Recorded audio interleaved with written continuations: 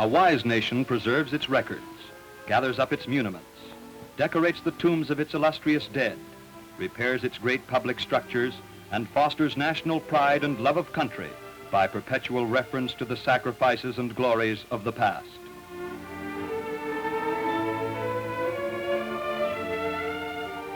Let's turn back the pages of Nova Scotia's long history to 1605, when Champlain built his habitation in Acadia. Les lilas ont fleuri, dans les jardins de mon père, les lilas ont fleuri, tous les oiseaux du monde, ils viennent faire leur nid auprès de ma blonde. Here in the community room of their habitation at Port Royal, Champlain organized the first social club on the North American continent and called it the Order of the Good Time. Its purpose was to keep the company in good health and good cheer, for Acadia was then a lonely place where no other white people lived. Wandering in the old courtyard today, can't you imagine how the old fort echoed with their singing?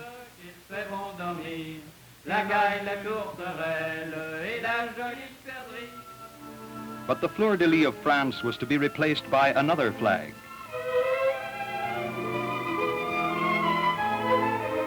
In 1621, King James I granted Acadia to Sir William Alexander and called it New Scotland. And Scott's Fort, built near the destroyed habitation, was occupied by the colonists of Sir William Alexander in 1629. In those early years, Nova Scotia received both its name and its flag.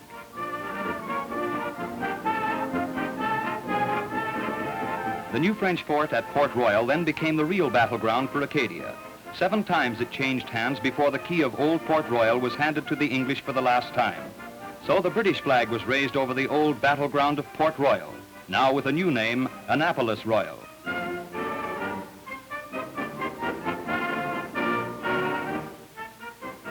In this part of Acadia, there was peace. But far away on Cape Breton Island, the French still occupied Louisbourg. It was a strong city where over 5,000 people lived behind its massive walls. Louisbourg was the Dunkirk of America until 1745, when New England soldiers stormed the walls and left the city in ruins.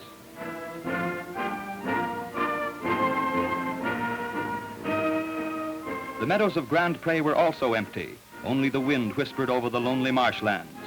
But when Louisbourg was returned to France, Cornwallis was sent from England to build a rival fortress. So in 1749, Halifax came to be built as a fortress city on the side of Citadel Hill.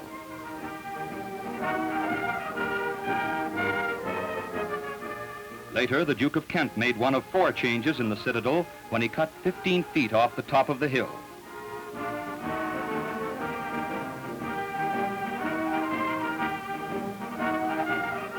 Today, the citadel is a National Historic Site. Commissionaires dressed in the old uniform of the Corps of 1860 welcome visitors from all corners of the world. But Halifax in wartime is still a fortress where ships and men converge to guard the materials of war across the sea.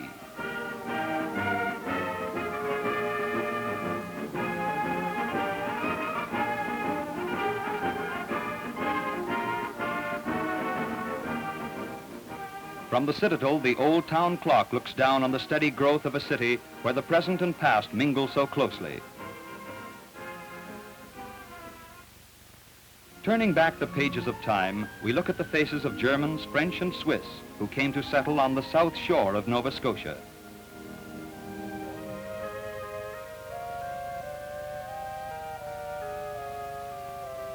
They drew for their lots, which were marked on ordinary playing cards.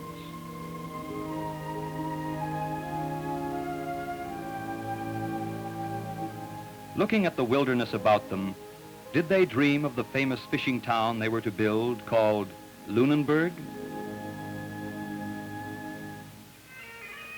Again, we turn the pages back to see the Scottish Highlanders arriving from the good ship Hector, being piped ashore at Pictou. But this time, the Scots came to settle permanently in their new Scotland.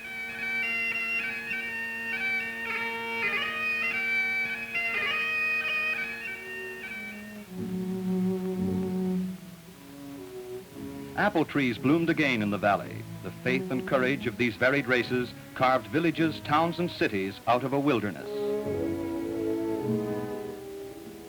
For the story of these in-between years, we look to the archives, and with the archivist, get a close look at the past.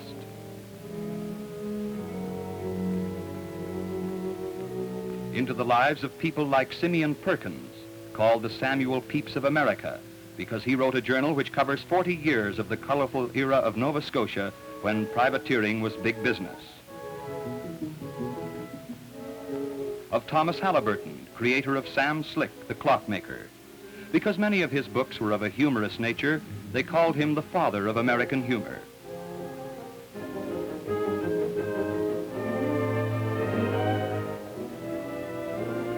He was a man of many parts, judge, legislator, historian. Here are some manuscripts in his own writing. Many of them were written at his home at Clifton, at Halliburton House. It is a museum of his time.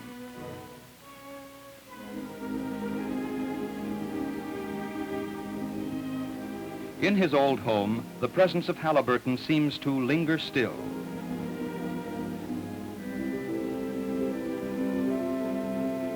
Especially in the library, his favorite room.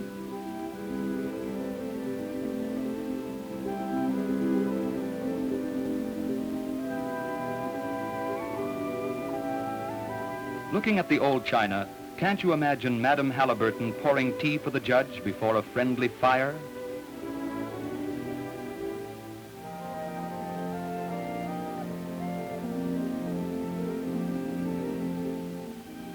Here, his restless feet often paced the floor, which was his custom before settling down to write at his much-loved desk.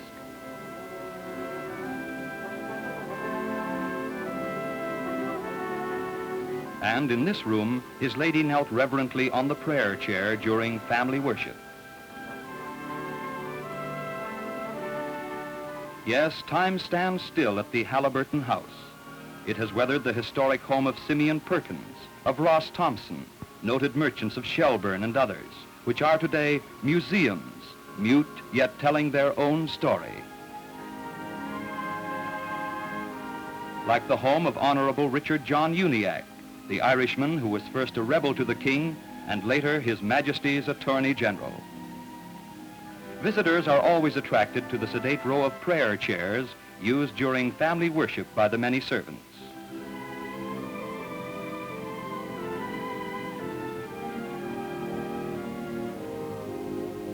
Do you see something unusual about the linen closet? That round hole, for instance. Just another way to keep the mice away. Not a bit extraordinary in those days of crinoline dresses.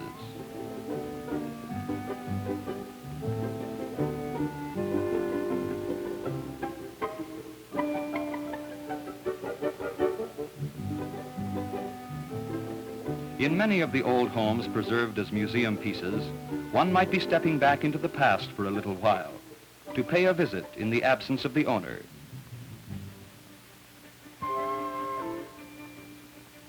As the old homes reflect a way of life, the churches reveal the religious zeal of our ancestors. St. Paul's, built in 1749, is the only building left that dates back to the founding of Halifax. It is also the oldest Protestant church building in Canada.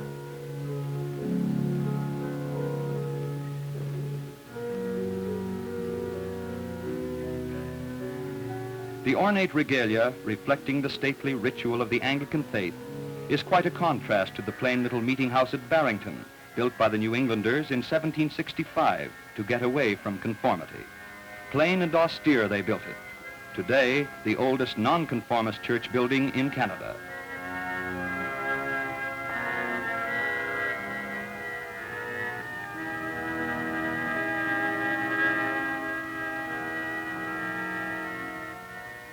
The Georgian architecture of St. Mary's Church is the pride of the descendants of the Loyalists who built it long ago in Aylesford.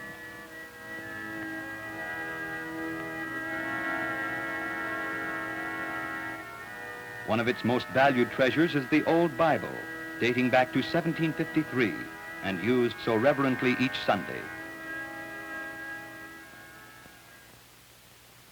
In contrast, services are no longer held at St. Edward's Church, Clementsport. It is strictly a museum piece of Norman architecture. The plaster, made from mussel shells, still holds.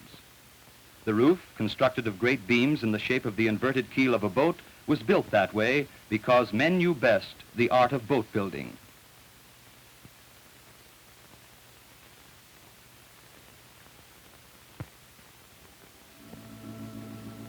Once each year, friends and adherents gather at Old St. Edward's for a memorial service.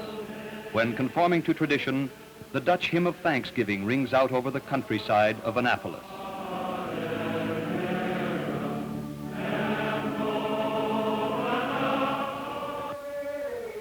Over the Cape Breton hills, we hear the Gaelic and the pipes.